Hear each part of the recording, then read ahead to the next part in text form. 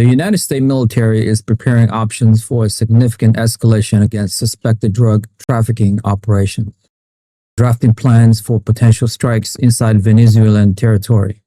According to multiple sources familiar with the discussions, the plans being developed focus on using drone strikes to target drug trafficking groups, members, leadership, and laboratories. While President Donald Trump has not yet approved any action, such operations could potentially begin within the next several weeks, moving beyond the recent strikes on boats in international waters to action within Venezuela's sovereign borders.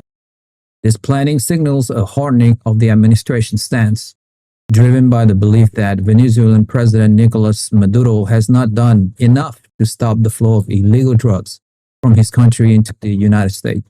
The administration has declared it is prepared to use every element of American power to combat the traffickers it holds responsible. This potential escalation follows a series of lethal U.S. military actions against vessels off the coast of Venezuela. President Trump has announced at least 3 strikes on boats he said were trafficking illicit narcotics, which have resulted in the death of at least 17 people.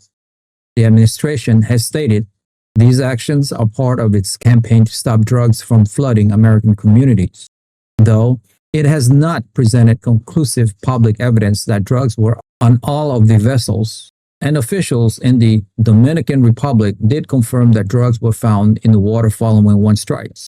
The buildup of military assets in the region underscores the seriousness of the situation. The U.S. has deployed at least 8 warships, including destroyers and amphibious assault ships carrying thousands of sailors and Marines to the Caribbean.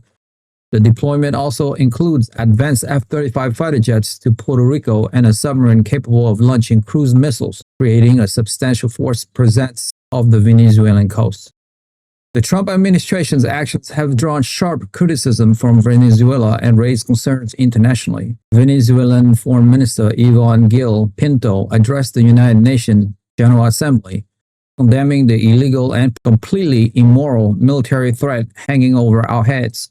He and President Maduro have consistently denied any involvement in drug trafficking, characterizing the U.S. operations as a pretext for imperialist aggression aimed at overthrowing the government to gain control of the Venezuela's significant oil and gas wealth.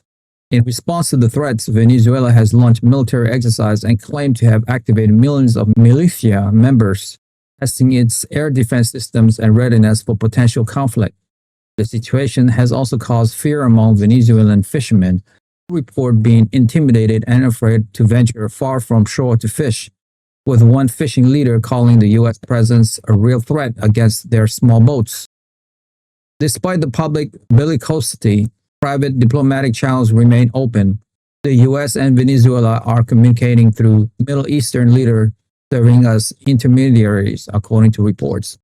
Through these talks, Maduro has reportedly discussed concessions he would be willing to make to reduce tensions and remain in power.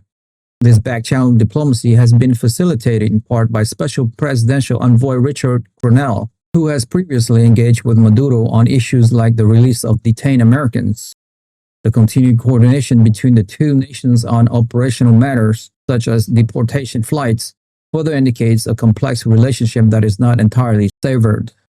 However, the White House has publicly dismissed overtures for dialogue, with Press Secretary Caroline Leavitt recently condemning a letter from Maduro to Trump as containing a lot of lies and reaffirming the administration's view of Maduro's regime as illegitimate.